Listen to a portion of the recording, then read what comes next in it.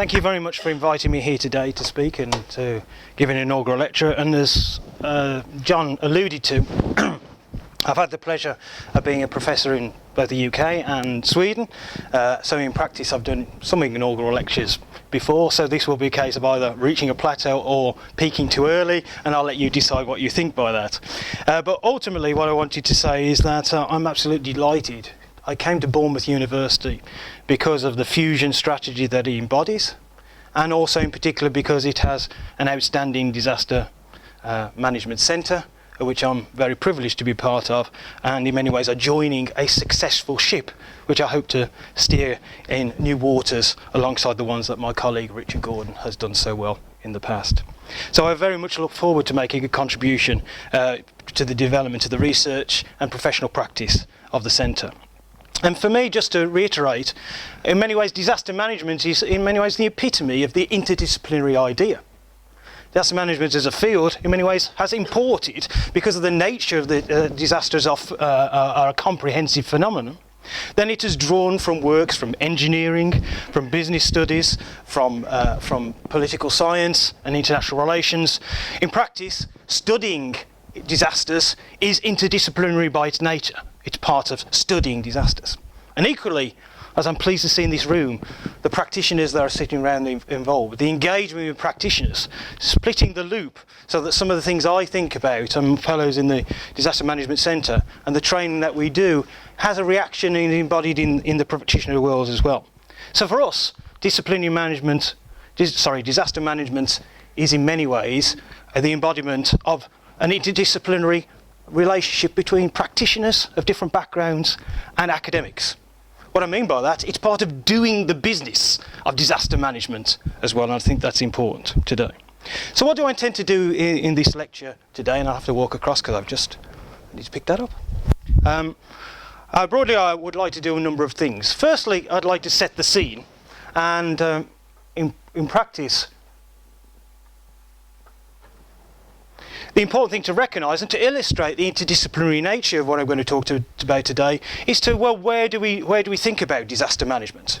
And in practice, given the nature of disasters, we can actually argue that there are many different fields or approaches to be able to look at this. And I'm struck by my son, and maybe I've been imported some of the ideas of my son who watched Games of Thrones all the time. So John can decide in practice which Winterfall or which realm we're talking about.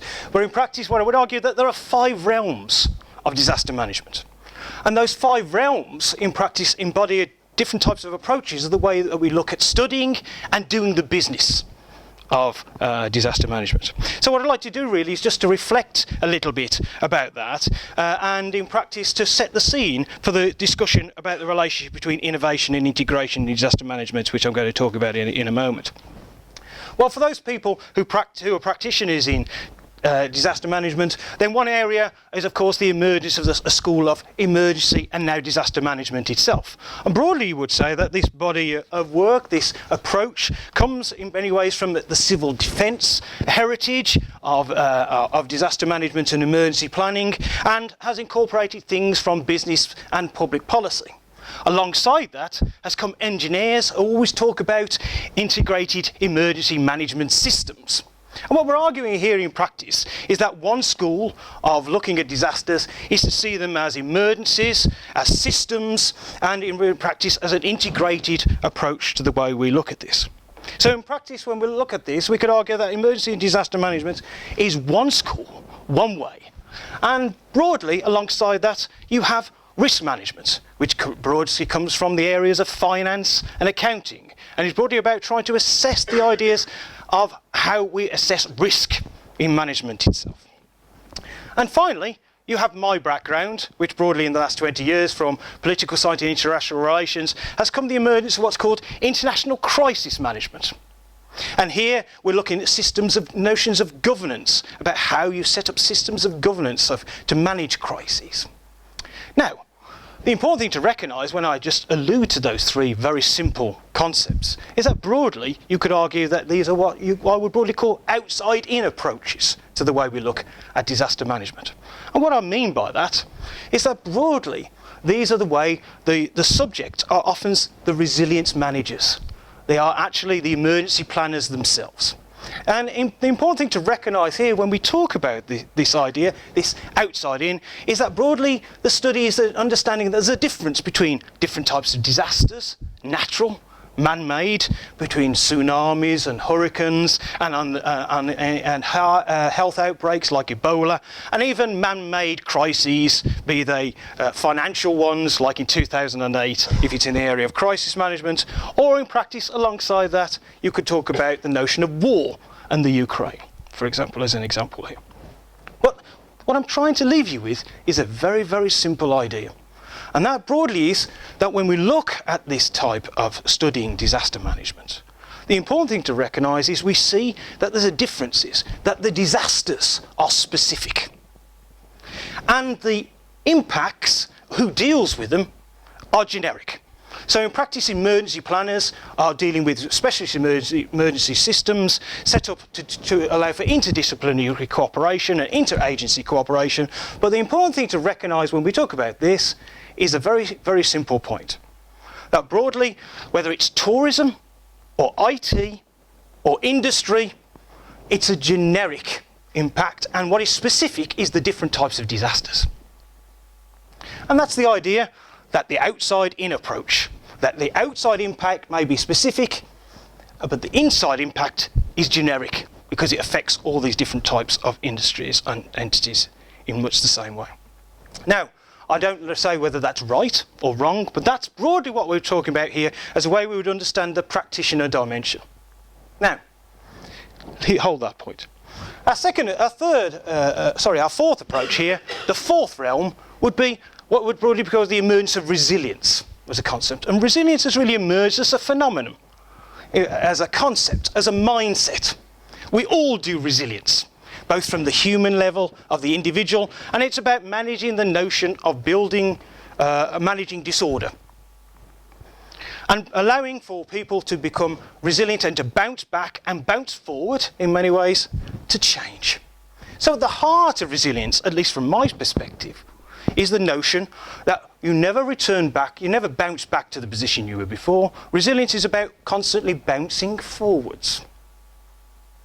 Now, why is that important, therefore? Well, resilience has both an outside in, but it also has, what I would talk about, is an inside out. And our fifth realm of the way we can look at disaster management and the literature and approaches is broadly what we would argue is that there's been an emergence of particular types of crises and disasters to do with particular types of sectors. So here we have the emergence of tourism, crisis and disaster management, for example, which in Bournemouth University is quite prevalent. Here you would argue that the nature of the specific sector is specific and the overall disaster or crisis is generic. So here we're looking at who we're looking at studying. Well, it would be the tourism hotel managers. It would be the tourism ministries of tourism. And in practice, what we're talking about with this notion of an inside-out approach is that the particular sectors are specific. So you would expect a different type of approach if you are IBM in IT to different types of external pressures than you would, for example, if you were Carnival dealing with cruise ships. Now, why is that important for the way we look at this, our 5 realms of disaster management, is that in practice, therefore, when we build the notion of looking at the relationship between integration and innovation, comes our important idea about who or what we are looking at. And broadly, what we argued is that disasters need to really deal with some fundamental panoramic issues here. And if you look at the way disasters are dealt with, then you can argue that in practice that these different types of approaches have different types of commonalities, different types of synergies. So broadly, there are differences and synergies and disputes about the notions of space and time. For some, a disaster is man-made or natural. It's defined by magnitude. Whereas in the tourism area, it's often defined by who actually is the impact on what kind of constituency, on what kind of industry is the impact of the disaster or the crisis. Equally, well, we need to think about why there are these 5 realms, because in practice we are talking about a wide panoramic effect in which the complexity of sites, the complexity of companies, the complexity of the entities that are impacting from the disaster is large. So if one takes, for example, the emergence, even in tourism, for example, one has amusement parks. Amusement parks led by companies, say, for example, like Merlin, who have hotel complex, who have amusement rides, who have zoos, and often on the same sites. So the complexity and the nature of the impact of disasters means that we have to have a wider integrated approach. Equally, this complexity of sites leads us to the idea of, well, what type of threats do we face, therefore? That the threats that we face are complex because the constituency that is being impacted upon is now much more complex than it was before. So alongside that comes this notion of reputational risk. Whose reputation, and more importantly, how wide is the impact of the reputational risk of the disaster? And finally, you can talk about, we have in our modern world today, some would say that because of the expansion of the United States ideas, the emergence of financial awareness. If you ask BP about Deepwater Horizon, or if you were to ask, for example, looking at internet companies about the impact of litigation, the implications of getting things wrong on complex sites are so large that we may need to think about these in very, very different ways. So what I'm trying to impact upon you here in this practice is that we have, in many ways, not just the notion of needing to integrate across systems, but also about integrating the field of disaster management to get a complex approach to understand these panoramic effects. And no doubt the most obvious case we will find, as I'll talk about in a little while, is the impact on communication, for example. As we well know, even in the days of Katrina or Hurricane Sandy, 10,000 Twitter tweets, 10,000 Facebook in the first 10 minutes of the impact. How we often know about disaster management is in practice by looking at the information that's coming across the noise of the social media. And that requires us to think about what is the first 12 hours as being the most important aspect in disaster management, but we may actually be talking about what is the first 12 minutes of disaster management that we need to think about. So one has a kind of commonality of ideas about where there is linkages between these different sectors and ideas. But one area which I think could be developed more is our notion of looking at the notion of agency. And I'll return to this in a moment. Well, as we're in a room with quite a large number of disaster management planners here, the most important point to recognise is that in the title I talk about where integration and innovation meet. And here one would argue that broadly we have commonality both in the study and in the practice of disaster management about the theology of integration, as I call it. That the integration of the system, the integration of the actors is fundamentally important. So in many ways we can talk about this horizontally in terms of partnership around the development of an integrated emergency plan, and of course the development of common objectives, goals and procedures. There's nothing new here, forgive me for saying that. But broadly what we're talking about here is in this integrated management system is the notion of the beating heart of the emergency plan as being the way that the Bible in which we are going to, in many ways, integrate all these different factors that we talked about in the previous role. And alongside that, we have a vertical dimension of integration, which is, of course, linking together the regional, the national to the international. And that means in practice recognising what kind of actors we need to be involved. So if you talk about from the United Nations down to the roles of governments, down to the roles of regions and local enterprise partnerships here in the UK. So broadly, forgive me in this introductory 5 minutes, you would broadly say that the traditional integration model is to say perception of real disaster or impact of real disaster or the perception of future disaster leads to a pressure to an understanding and need to bounce back, which is the development of an integrated emergency planning and institutional enactment. Nothing too profound in there. But what would argue then in practice, as we well know, that in many studies or many reviews of successful crisis and disaster management, there's always the notion of where there's been leadership failure or where there have been single points of failure where things have been less appropriate. In other words, what I'm arguing in this lecture, and you'll indeed find in some of the disaster management literature, is that the notion of innovation is fundamentally important, the bedfellow on which the integration of systems works as well. Therefore, it's not either or, it's always and. And what I want to do now is just to outline, if I may, in the next 5 minutes, broadly what I mean by innovation and entrepreneurial resilience, and how we can test this in the disaster management field. So, when we introduce innovation then, well, there are many people in this room from a business background, but broadly I'm just drawing upon classic ideas of innovation, which would largely look like this. That is about helping organisations grow, that growth is about turnover and profit, but it can also occur, according to O'Sullivan and Dooley, for example, about the notions of knowledge in human experience and efficiency and equality. So in practice what we're arguing is that innovation, as we well know in the business literature as a concept, is not just about profitability, about profit maximisation. For us, as we'll find out, it's often about cost minimising.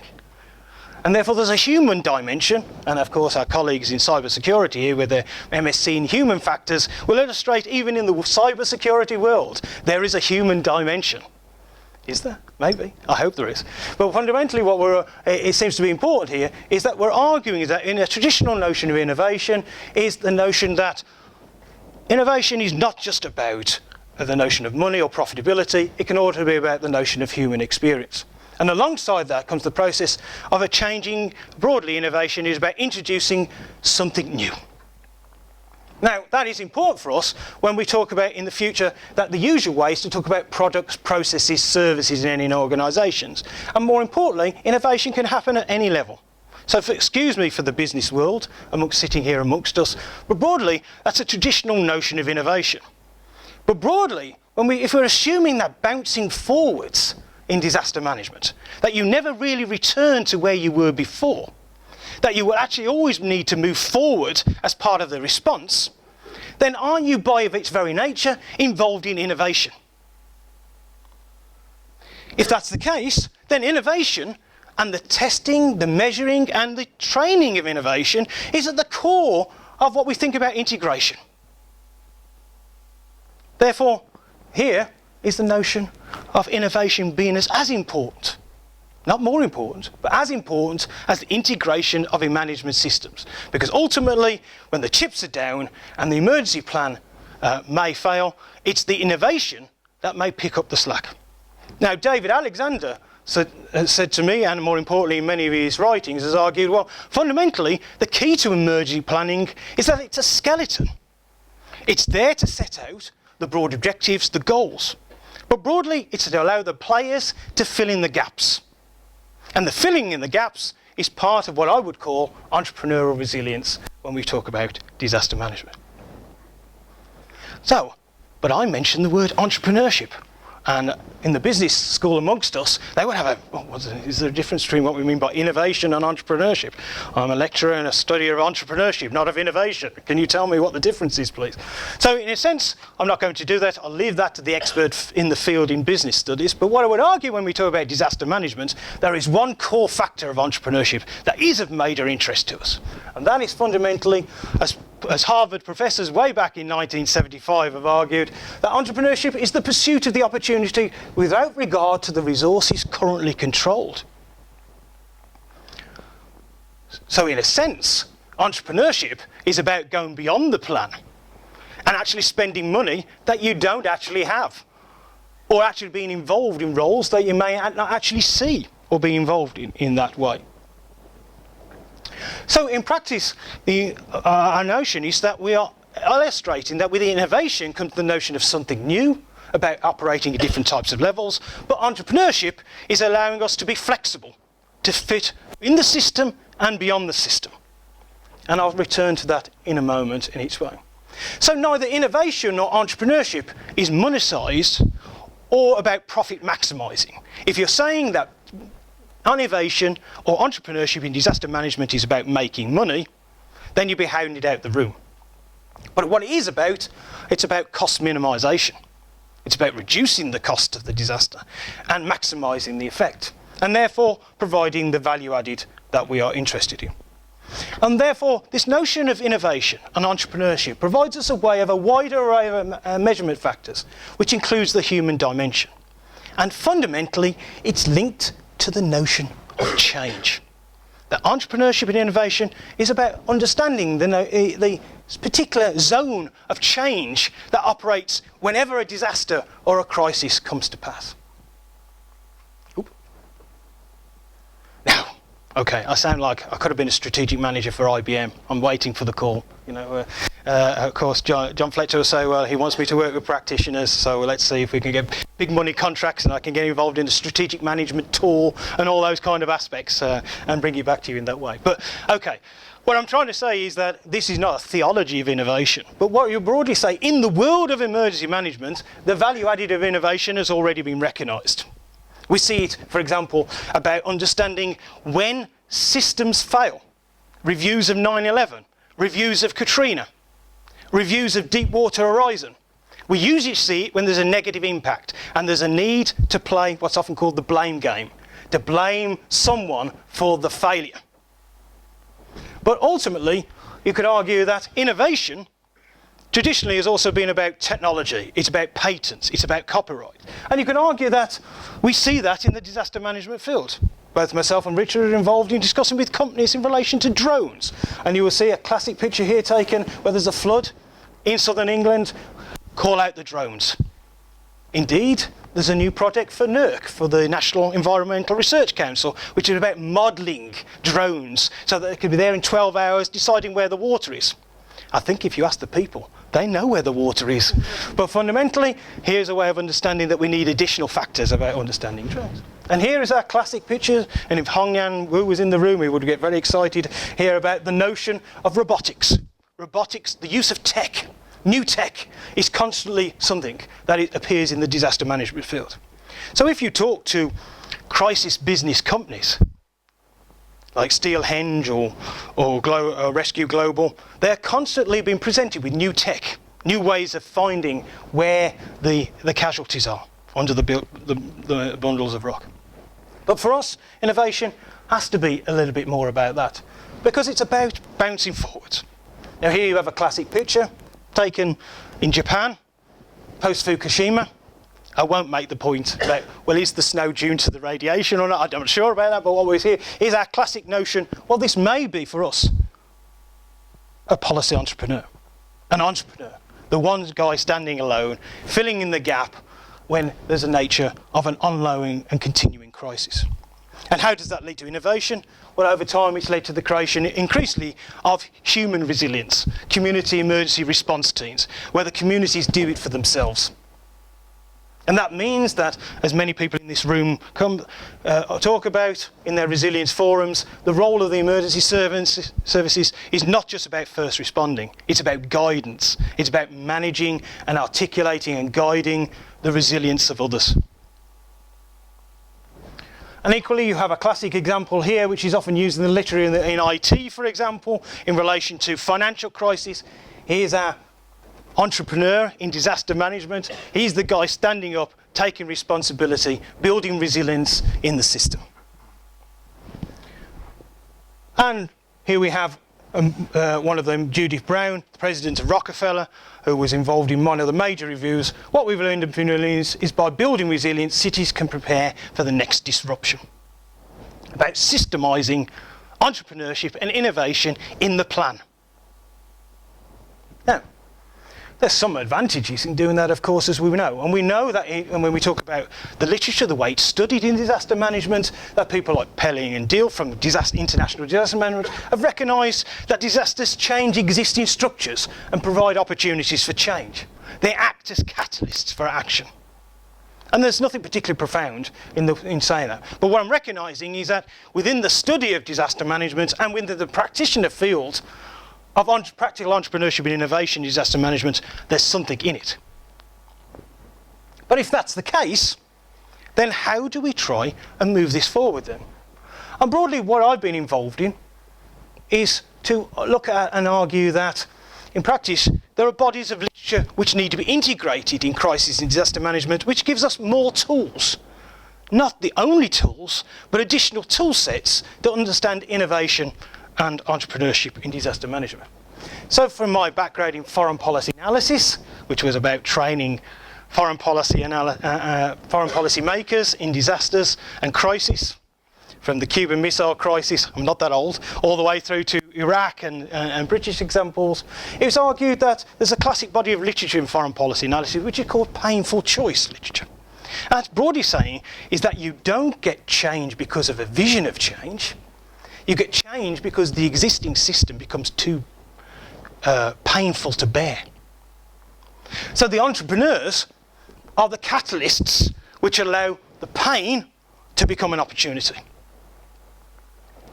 Secondly, if that's the case, then we have to understand that within any emergency planning system, there has to be zones, an entrepreneurial space, which will allow both middle managers, resilience managers, first responders to sometimes operate within their maxims, but also when the chips are down, to take on responsibilities that they may not necessarily be within their pay grade.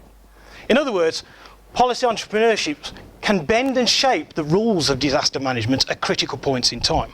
It's the grey zone, the bendy bit in any disaster management response. But rather than ignore it and drive it out the system and say that the integration of the plan, the reality is we need to understand it. And that's really what my work has been about the bendy bits. Some may say miles is round the bend, but I'll leave that for you to decide in that particular way. And if that's the case, if this is the zone in which it operates, then we need to understand who's operating in that zone and what skill sets they have. So, as I did before, disasters in our innovation and entrepreneurship perspective lead to pressures for change, leads to the notion of an entrepreneurial space where policy entrepreneurs will conduct change. So alongside our integration of plans, that's all going on, we have this going on as well.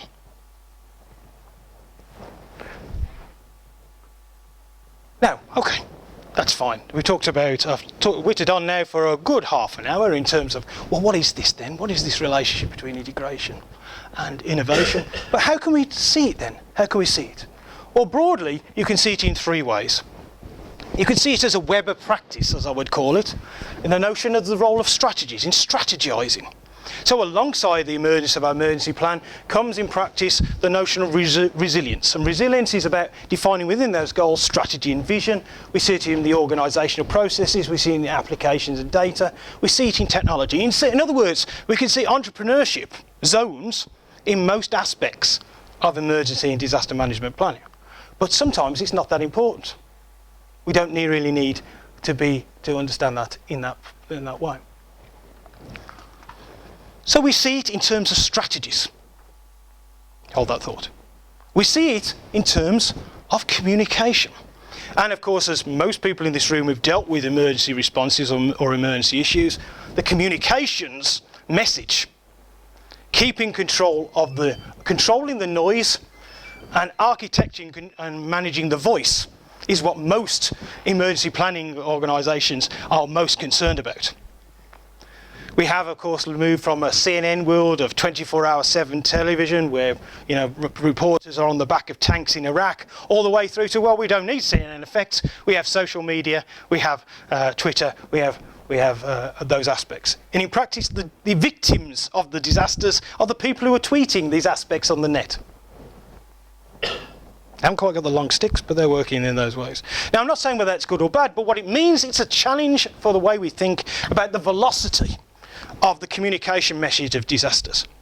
And here, therefore, we may not have choice to integrate or to enact plans. Often, how we decide is about the skill sets of our key people who are dealing with responses of crisis on the ground. Those entrepreneurs dealing with that. And in that case, it becomes really important, as we know from Talk, compared to German wings, that who holds the message is important. And often you find that CEOs, senior managers of companies, want to take responsible for the message. They want to be the guy standing up at the front, making and epitomising the message that they are in control, and they are responsible and they care. And often they're the least trained and the least effective emergency managers that you will find. In other words, they may be very good entrepreneurs, they may be very good innovators in business continuity, but it does not mean they have the same skill sets of entrepreneurship and innovation that you would apply to disaster management. And finally, alongside our strategy and alongside our entrepreneurship, our communication, comes our notion of training. And here is where integration and innovation also meets. Because in practice, we need to highlight the role of the human capital that we are training. And we train capital, and we have staff development schemes which allow us to become more effective workers, more effective employees across any organisation. But as part of that, there's also a need to understand that the skill sets that are brought to the table in an emergency room or from outside an emergency room are not only tested through simulations and gaming, but also may actually be a different type of skill set that's needed. And if that's the case, it's a people-focused approach. Now, most organisations, therefore, will understand about the notion of training. And often they'll be involved in policies of communication, education, they'll be involved in virtual infrastructure and job training about IT. But it's the talent management aspect that seems critically important to understand when we talk about disaster management as another dimension. And here that means that within any career staff appraisal or skill sets that we are developing with any firm, we may need to understand that when they operate in simulation and gaming, it may not be the same kind of skills that are needed. And therefore, the kind of rewards that are given in the firm, the kind of people that you need in health systems, for example, are consultants necessarily the best emergency planners? I said the health planners in the room slot. Mean that in practice, the traditional ways we think about it, we have an emergency planning system, we are turning our traditional health teams into emergency planning teams. But does that mean they have the right skill sets to do that other job?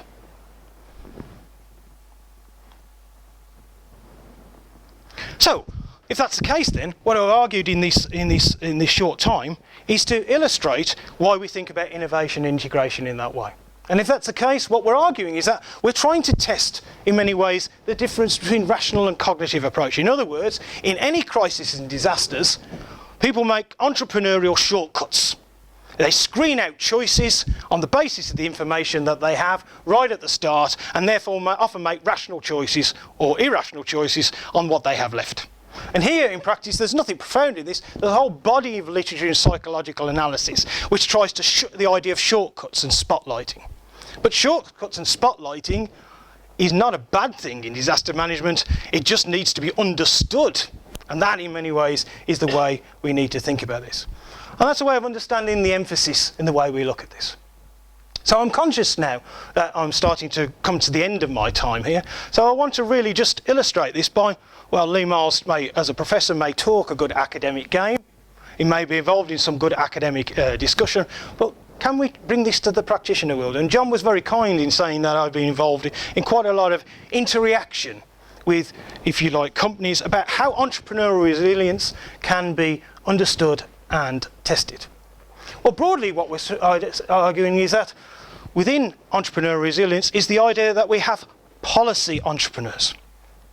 That our entrepreneurs are policy entrepreneurs as well. And what that means in practice, they facilitate the identification of staff in tracking during emergencies, and they're involved as entrepreneurial champions in managing the talent management that we may have in disaster management. In other words, it's a way about understanding how entrepreneurial activity is essential for emergency response and the way we look at this. And I made the point right at the start that the way we think about talent management draws a whole body of literature away. And in my area, there's a body of literature in public policy, for example, which argues that the way policy entrepreneurs, the skill sets that they have is that they fulfill a number of roles. They fundamentally identify the problems and they act as change agents in the system. But ultimately, they have a particular skill set. They're creative and insightful, they're socially perceptive, they're involved in a variety of political and social settings, and they argue persuasively. In other words, they have particular types of skills, which you would find in a business continuity world, but have particular applications to the crisis and disaster management world. So, how can we then translate it? In a study of Katrina, way back in the mid-2000s, and the review that took place from that, both at a 5-year and now at a 10-year period, it would argue that there were real leadership problems, that the real failure, or one of the many failures, or one of the real many failures of the Katrina incident, was in practice that the notion of major failures of leadership. There were no policy entrepreneurs. And those policy entrepreneurs that were there, like President Bush, well, I'll let you make your own judgments. But fundamentally here we have, not my words, but the words of reviews, which argue that there were 5 major deficits in leadership relating to Katrina. Handling complacency under heady change, integrating leadership, transitions in leadership. One was arguing here is that the emergency planners were too complacent about their own capabilities, about FEMA, for example, in dealing with it, and therefore their ability to move entrepreneurially to fill gaps in the problems with Katrina were illustrated. We all well know that sort of 3 days into the crisis, there were still helicopters with FEMA contracted by FEMA to try and decide whether the levees had broken, when everybody knew that the levees had broken. So what we're arguing here in practice is that there are a number of individual factors, identified individuals that matter, that entrepreneurs need to build coalitions. They need to build coalitions with people who are going to conduct change. They're change agents and they're looking for other change agents. And equally as well, one of the failures therefore within Katrina is that those policymakers that were there couldn't identify the individuals that mattered. And alongside that, they were therefore not able to negotiate this politically arduous territory and setting limitations and boundaries of the doable. These are the leadership failures of Katrina. And what we do with entrepreneurial resilience is we map the skills of policy entrepreneurs against those failures. And more importantly, therefore, can they therefore be incorporated into the way we think about innovation zones in policy entrepreneurship? So, what we've done here is to illustrate and indicate when one different types of values and settings that can be tested and can be illustrated within gaming and simulation exercises that would test these different types of failures in crisis and disaster management. So I'm going to leave you with, in my 5 minutes, Chair, if I may, with 3 very different types of case studies where we've actually implemented these ideas of entrepreneurial resilience in disaster management. The first is that I've been working with companies like IBM and their Global Resiliency Services division, for example. And here one has, for example, the IBM in their own resiliency planning structures, the products that they sell, arguing that in practice that that your organisation should plan for replacements of key personnel by identifying business critical roles such as those in which people have important knowledge, transfer knowledge, provide leadership or cultivate customer relations. They identify the backup people in the case of the emergency.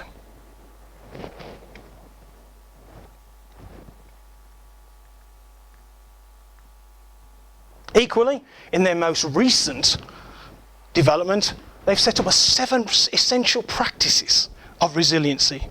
So when they are advising their key customers, which include very high-level banks like Barclays and HSBC and Marks and Spencers, they're selling them a model of resiliency. And within that resiliency model is an identification of different types of things that are needed. Few organisations should adequately integrate business continuity management into their overall risk enterprise programme. The most well-defined and well-executed plan may not adequately protect your business if it is not evolved to address changing risks. They argue for the role of business sponsors, line managers who are business sponsors. Those are our entrepreneurs. Those are our policy entrepreneurs. And equally, they argue that we should have within our resiliency structures, what they advise customers, owners as well as employees need to be educated about the approach and their role in promoting it. And they must be trained to use the plan for impacts rather than events. Okay, that's what they want to do. That's what they need to understand as part of the innovation packages to support alongside Watson or alongside their support for IBM, for major systems such as banking telling systems and so forth. But one can argue that you can find it in terms of, well, where have we been involved?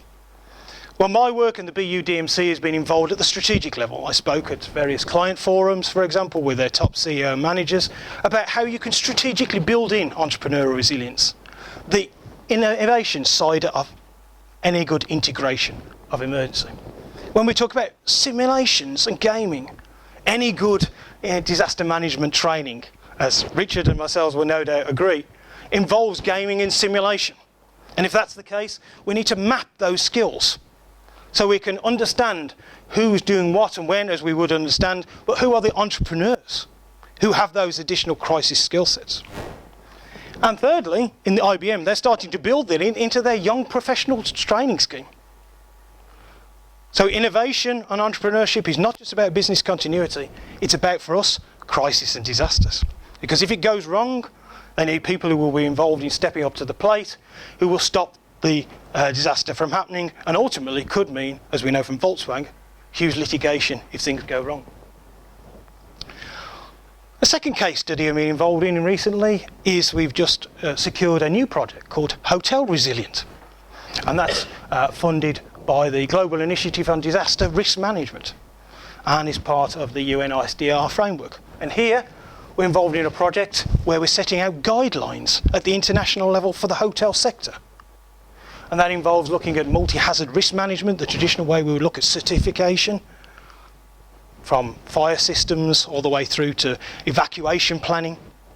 But what we're interested in building in the value added of the BUDMC, is about the idea of building in capacity of entrepreneurship, of policy entrepreneurship, the innovation dimension into integrated planning. And therefore we're producing, along with partners in Germany and in Australia, a multi-hazard risk management handbook for the UN, which is partly about developing this idea about how you build innovation into integration. And if that's the case, then why is this important? Why is this of interest to the tourism sector? Well, in practice, you could argue that it's important for three reasons. Writers in the tourism areas, by scholars who know more about this in this room than I, would argue that it's about resonance, reflection and being dynamic. But in the tourism literature, it's argued that the nature of having a diverse and vulnerable sector, which is important, has huge international consequences. So if you have an attack like Tunisia, then that means simply the tourism disappear. And that has huge implications for the way we think about things. And finally, it's about organisational learning. That ultimately, hotel managers have become resilience managers as well. That doesn't mean that small hotels have their own emergency planning departments. We know they don't. But it becomes part of their overall understanding that they have international responsibilities and that in ways has international obligations. So what we're arguing here is that by building this notion of capacity assessment in innovation, in entrepreneurial resilience, we're able to emphasise the role of skill sets, these different types of values, and test them in gamification, but also build them into the way you train not just emergency planners, but also business continuity planners in specific sectors. And that means we have the universal comprehensive integration by other means. And finally, I'll bring you on to my final case study, if I may, in my last 2 minutes. And that is, in practice, I have a project running which is looking at the Ukraine and looking at testing entrepreneurship in the Ukraine. And this is a fascinating project funded with a postdoc by the Swedish-Ukrainian fellowships abroad. And what we're looking at here is to what extent crisis and disasters affect the way people do business and the way they behave. And whether crisis is not just a burden, it becomes an opportunity for them to develop further. So in this study, we've looked at different types of entrepreneurs, new prospective ones, new ones that are registered and existing ones, and we've applied it. We've been on field trips to the Ukraine. And that includes not just the Western Ukraine, it also includes Donetsk and the separatist region, and it also includes interviewing in Moscow, where some Ukrainian entrepreneurs have now displaced. So you can see these projects, we've been involved in sampling across all different parts of the Ukraine about to what extent entrepreneurship in crisis is not just part of the integration of plans, but also a background factor which affects all about doing business in its entirety.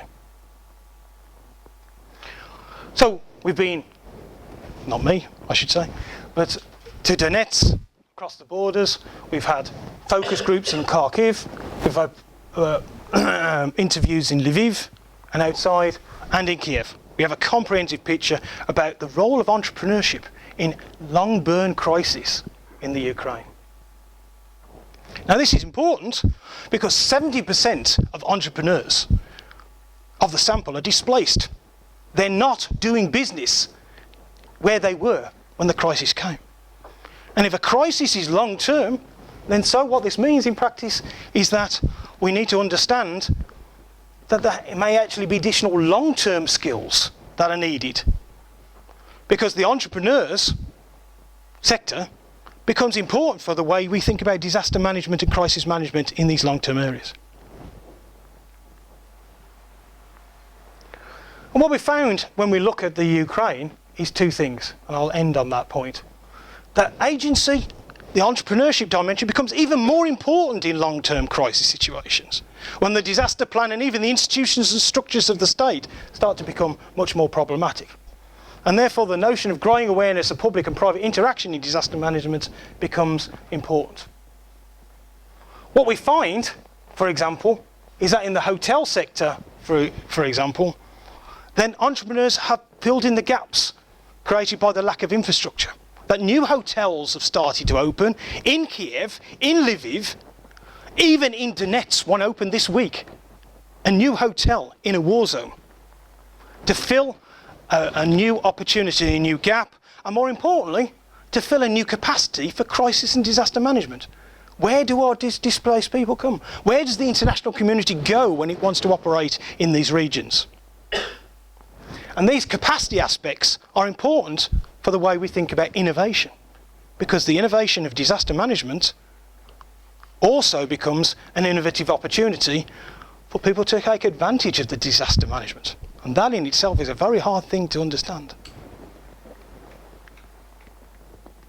So to end then, what we've done here is to recognise that entrepreneurial resilience, that where innovation and integration meet, is part of the picture of disaster management. It's part of the way we think about long-term and short-term crises. But we have perhaps less tools to understand the innovation side than we do the integration. And all I've been introduced to say is that maybe we need to think a little bit more so that we have a better way of managing. We know how to do plans, we know how to integrate, and we know how to be effective in dealing with resilience. But if the human resilience aspect becomes more and more important to the way we think about disaster management, so must be the way we think about training them. And so must be the way we think about this bendy zone as being as important in understanding the complexities of disaster management today. Otherwise, if people don't step up to the plate, if there are entrepreneurs and innovators in disaster management, then ultimately companies can go bust. Or New Orleans could flood again. And I'll leave you with that final point. Thank you very much indeed. Thank you.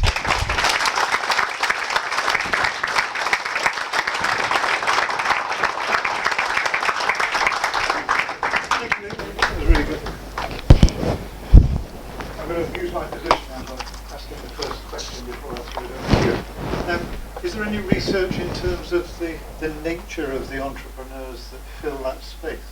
Because when you look at things like the breakup of the Soviet Union, and you look at some of the entrepreneurial activities that followed that, they were perhaps not desirable entrepreneurs in some cases.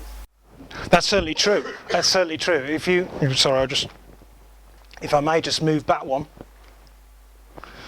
And what we've done in this particular study is to identify there are different types of entrepreneurs, prospective ones, new ones, and existing ones that are moving around in this displaced area.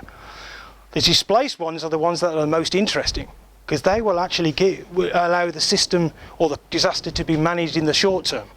But they're actually the ones that may be responsible for the disaster in the first place. They may be part of the less effective, more corrupt systems, and simply they're finding new avenues to put that old system in place. So it's part of the cycle. And here I would argue understanding skill sets of entrepreneurship in disaster management is a way of actually teasing out the good uns and the bad uns in the apple sets. Thank you. Right, question. Your turn. Richard. Thank you very much. Can I just explore one thought? That is there a difference between governmental systems and, say, industry and tourism, whereby the industry and tourism could be seen from an HR point of view as being more static? You've got people and they're the same sort of people being recruited. With governments, what we've noticed, and when we've worked in countries, we've trained up a whole government system.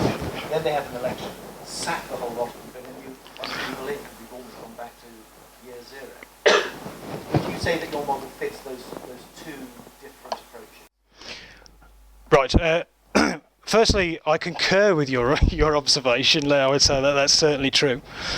One would say, you could argue that the removal of the old guard is an entrepreneurial opportunity for new types of disaster management planners. In other words, to retrain the new ones. And that's really what we should be involved in, is understanding that there are also new age skills that we need to build in. But we also, I think, need to recognise that there may be a difference between the public and the private sector in resilience, in disaster management. But our integrated plans assume that there is a private-public partnership. We live in a neoliberal world, and John, as a prestigious economist, would no doubt concur, in which the private sector is part of the resilience framework itself. If that's the case, then actually the difference between the public and the private, if we're trying to integrate them together, should be theoretically less. We know it isn't. But what we do know is that there are different types of entrepreneurial skill sets which we can build into disaster management. So it could be that we could look to the private sector for certain types of skills, and for the public sector, other types of skills. What you want in any simulation and gaming room, in any operation room, is a mixture of the different type of people to give you the adequate response. Because if you don't, then you have a gap. And the gap may be that one single point of failure. And that's the thing we're trying to avoid. Do you get any kickback from the term entrepreneurial? Because as an economist, I see entrepreneurs as risk takers. Yes. Which is a bit like sort of looking for a gas leak with a match. Are you not adding or compounding risk by looking for the entrepreneurial skill? Yeah. Well, I would say yes, because the whole point, part of what we do in disaster management, if I remember rightly, is risk analysis and risk assessment. We're assessing risk and risk taking. That's part of what we do in the classic, disaster management modelling. Modelling is about managing risk. But ultimately, to come back to you on that way, the risk takers are the bits that we don't understand. When the risk assessments fail and we end up with higher flooding or breaches of levees, then the risk takers may or may not be important. And those are the skill sets that we need to understand. That there's a different type of risk taking that may take place in the simulation room itself. And that means that people have to have a different type of skill set. Now, it may be the same one, but we don't know. And that seems to me to be an interesting question, and one that has huge operational implications if we don't know it.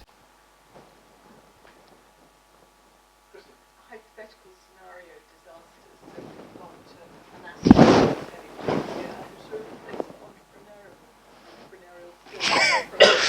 Yeah, space junk is the space junk, because actually there's a study going on in Sweden at the moment which is looking at space junk is the one disaster management scenario which people are looking at. Sure.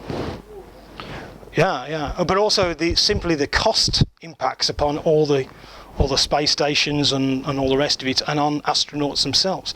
There is a huge disaster management implication and risk assessment to simply, sending stuff up with the amount of space junk that's available. But if you're a capitalist of the extreme variety, don't you believe that everything is done better by having a financial incentive? It may be, but what I'm going to be absolutely clear, in this case of innovation and entrepreneurship, we're not really talking about capitalism. They're policy innovators and entrepreneurs. which necessarily it might not be about making money. So what I would be very clear about is that it's about understanding the skills of entrepreneurs and of innovators, but changing the goals to allow them to be a member. Now, I don't do that. In the public policy field, in the States and in Australia, there's a whole body of work on policy entrepreneurs who are innovators in the policy domain, minimising cost but not making money. So the profit maximisation issue becomes taken out. Now, if you were to say IBM are involved in resiliency because they think it's a good idea of cost minimisation, we know that's not true. We know it's about profit. But in terms of our disaster management systems, the system is about minimising impact and cost. And that's where we should see entrepreneurs in our systems. Thank you, Lee. It's always a pleasure to hear a prospectus on a subject one knows absolutely nothing about. Come away with an understanding of it. Several points along the way you mentioned agency. Yes. I was a bit unclear whether you were looking here to apply classic agency theory or whether you had some alternative definition of it. But either way, my question is, could you just say a little bit more about what you think agency should be in certain relationships? Yep. Okay. My background's in political science and international relations. So in international relations, the agency structure debate is like the holy grail. Everybody's been searching for that one for 25 years. So in many ways, I would respond by saying we'll never know the full relation between agency and structure. What I'm saying here is that if integration is about structure, then innovation is partly about agency. And by understanding the role of these innovators and entrepreneurs in these spaces, you're building extra tools for understanding why agency is important, why people will do the things that they do at critical moments to stop a system failing or not. And that is in many ways the way I would see agency. Agency is about actors or groups. It's actually a very simplistic idea of agency in that way. But it is a way of connecting with the disaster management literature, which doesn't make a distinction between agency and structure. If that helps, if that's a fair response. Yeah, that's it. So you talked about that public-private partnership and using that to help build resilience. So I've got quite an interest in community resilience. Where do you think the entrepreneurs come from at the community level? Okay. I can give you a pessimistic or I can give you an optimistic view. The pessimistic view is that the public sector, because of austerity, is drawing a line at the level of its responsibility for disasters and resilience, saying flood management, and saying we will only go so far, our responsibility is so far. And the private sector can pick that up. And the insurance companies are saying, well, if your house flooded once or twice, we won't touch you with a barge pole. The private sector are not picking up the tab or that relationship in itself. So community resilience in itself may be integral part of our disaster management structures, as I illustrated. But it's also become part of the way disaster management and resilience has gone. I would argue that this creates the space, and that space, you could argue, local resilience is actually an innovation space.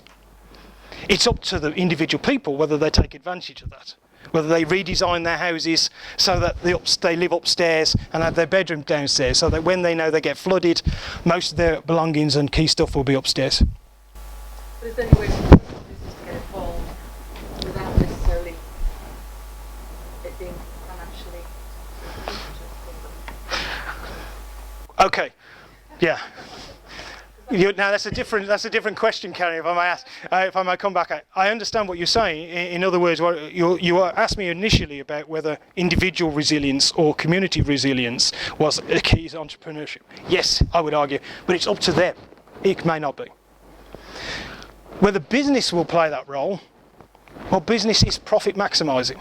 So for me, they are entrepreneurs, but they're not really the centre of what I'm interested in as policy entrepreneurs. They will do it anyway if there's a market there. But they will only step to the plate if there is a profit. If there isn't a profit, and no doubt John will probably tell us, they won't be involved at all. Or they might be if it enhances their reputation and Quite. may result in long-term profit. Yeah, that's right. And IBM, for example, have citizenship schemes where they will do risk assessments on poor developing cities and all those kind of things because of the reputational advantage. You're quite right in saying that. But it's not core business to them. But I would say in policy entrepreneurship, the profit maximisation is not core business at all. And that's the difference. That's an important difference, the way we think about this.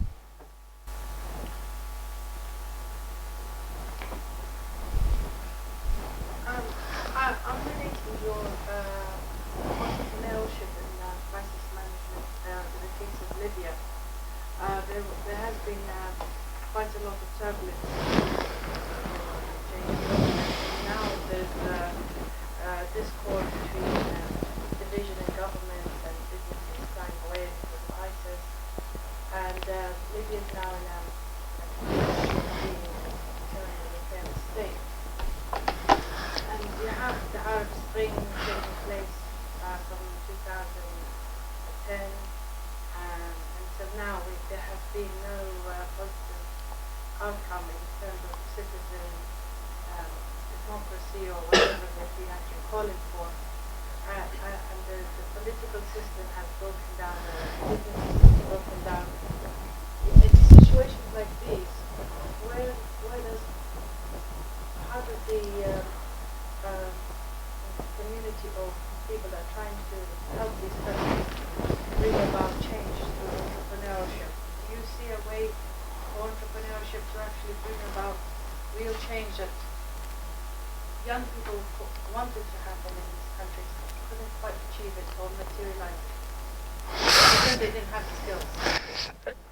Well, that's a big question, I should say, and if I knew the answer, I'd be coming to John for a pay rise, I think.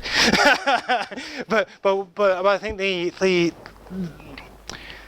I think what we've tried to do, the best thing I can do is to allude to the Ukrainian study, which is what we were trying to test, really, which was to try and give us a way of understanding. Let me just move this. Can I do this? It's not going to let me, I don't think. But what we found, for example, is that here you have a case study where the structures have failed, and more importantly, you have businesses which operate in the separatist zone and in the Ukrainian mainland, and they're the same companies. I'll give you one very quick example. There's the main IT provider in the Ukraine, their national provider, provides still the only internet IT fibre cable into Donetsk and the separatist Donetsk Republic. So the subsidiary of Donetsk is still technically part of the company. It's still doing the business, fixing the lines. And my postdoc has brothers who go out every day and fix the IT network. And then there's a war and they get broken again and all those kind of things. But the important thing really is to understand is that across the zone between the separatists, all financial relationships have ceased. So you can't move money or costs or even invoices across the zone.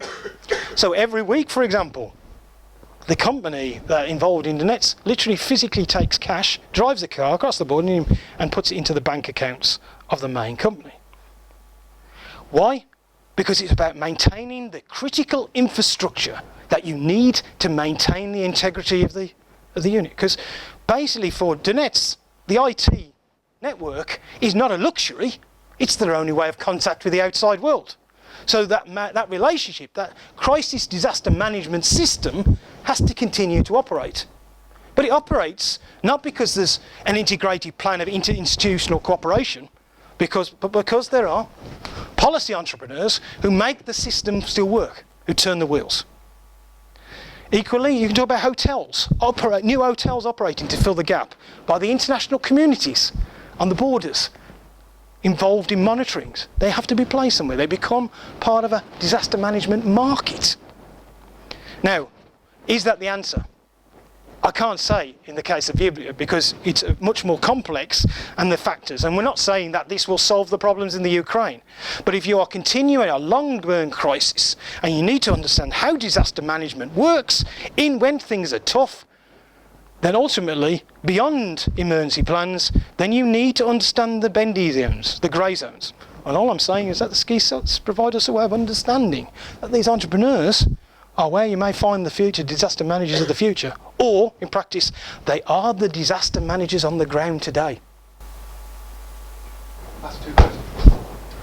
What are the limitations of the entrepreneurial skills versus looking at examples of subject matter experts within an organisation, maybe introverted, vice an entrepreneur who's an extrovert, and therefore the subject matter experts with deep knowledge of the complexity of what's going on may have to be understood.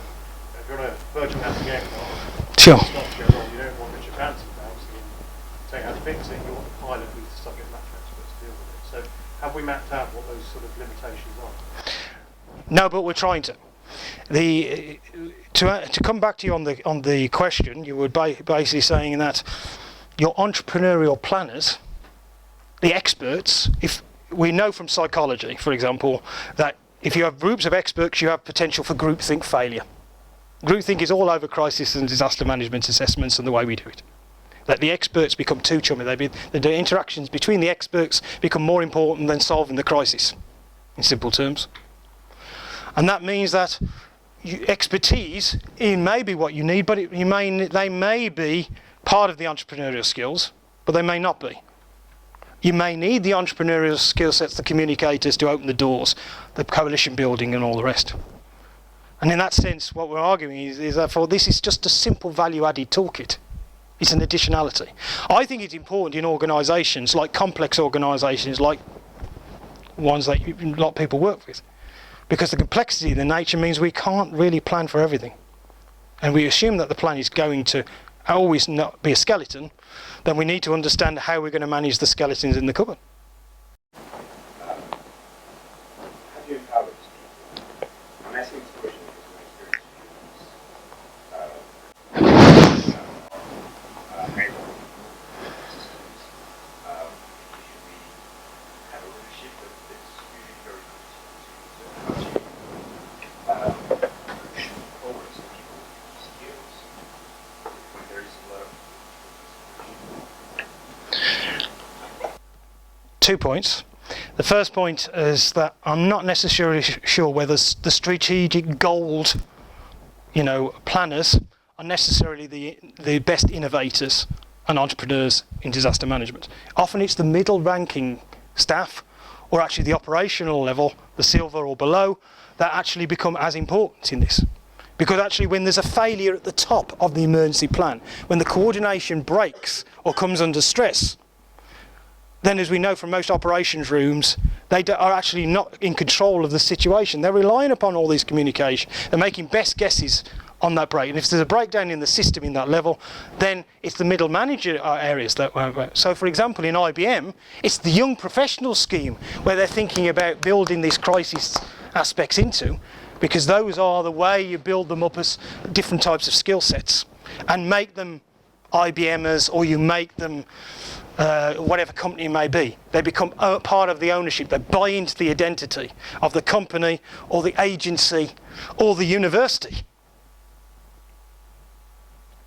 We may not have IBMers, but we might have board members or whatever it can be, in the sense of people who've been here long term, who have identity with the place, and more importantly want to see it move forward, and if that means they have to step up to the plate in a crisis situations, they'll do it.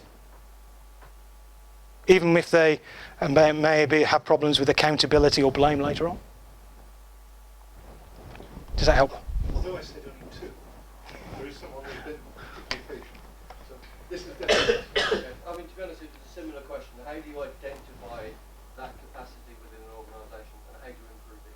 Yeah, I think there's three ways. I alluded to it in one of the slides.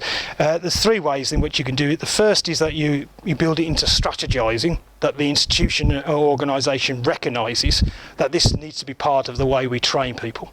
So it's part of the career development ideas, okay? So actually, in the crisis simulations, you're not just getting them to reflect.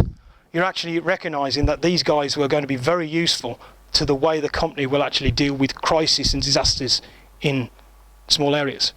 If we go back to David Alexander, one of the big names in crisis management, disaster management, said, there's this paradox about disaster management. On the one level, they're unusual events. They're of magnitude. They're supposed to be unexpected. And now they're so frequent, they're part of normal business. And if they're part of normal business, then so do we need to build those skills in. Now, if business continuity is the way that people think it's done, that may be the case. But I'll lay my last euro or my last pound sterling that it's not necessarily the way that we think about it in emergency planning. Yeah. Lee, your knowledge, your contribution, your passion is obvious for all of us to see. He actually lives and breathes. And I found out this evening, he actually goes down to the river at the bottom of his garden. He goes down and he dredges. So that we don't have any floods. Can we just have one last thank you for Lee?